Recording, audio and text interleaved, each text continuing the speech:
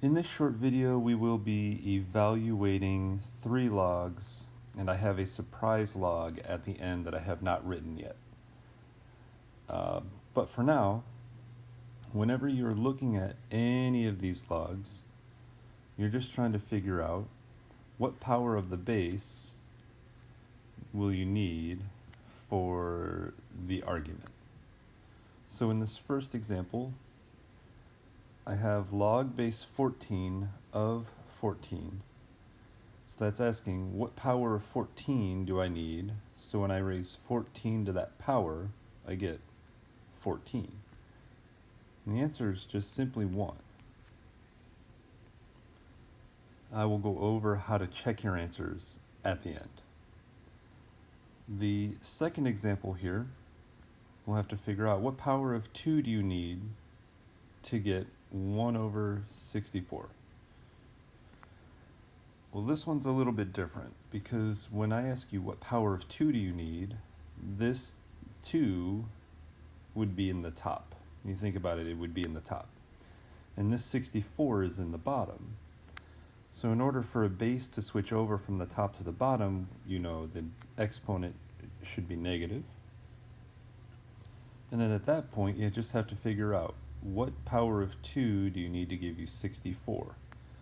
Well, you can multiply 2's in a calculator or multiply 2's, count them on your fingers, whatever. But it turns out that you need to multiply 6 2's together. 2 to the 6th power gives you 64, and that negative exponent would tell you to move it to the bottom.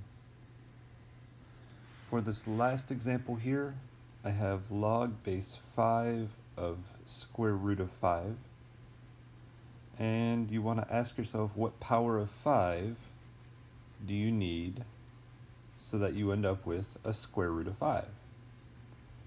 Well, in order to understand what's going on here, you need to remember that the square root is the same thing as a 1/2 power. So really, this is like asking what power of 5 do you need so you get 5 to the 1/2 power. Well, it's just 1/2. 5 to the 1/2 power gives you 5 to the 1/2 power. 5 to the 1/2 power gives you 5 to the 1/2 power. It's that simple. Let me get this other log up here. There we go. So in this last example, I have log base 123 of 1.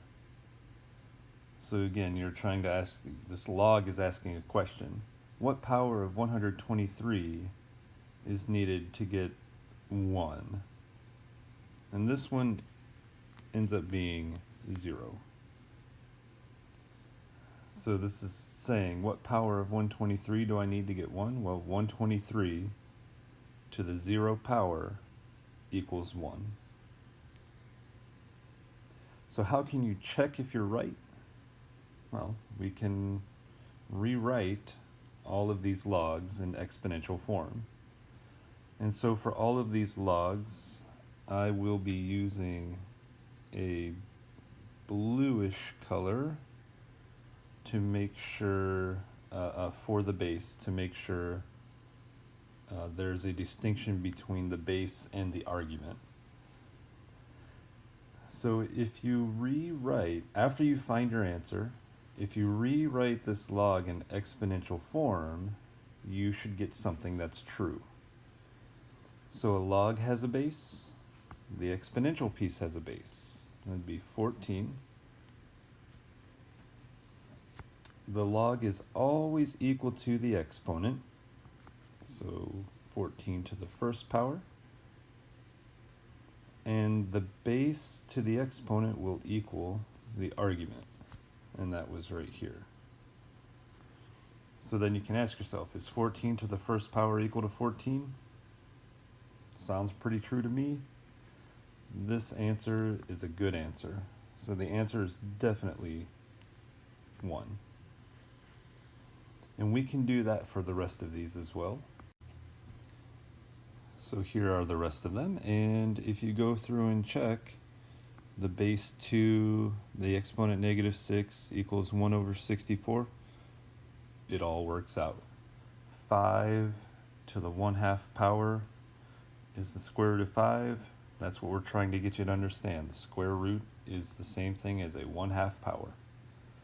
And 123 is the base here for the log, so that's the base of the exponent. Logs always equal exponents, so the exponent goes with the base. So 123 to the 0 power equals the argument 1. Yep, these all work out. All of these are good answers. I hope this video helps you. Please leave any comments if you have any questions.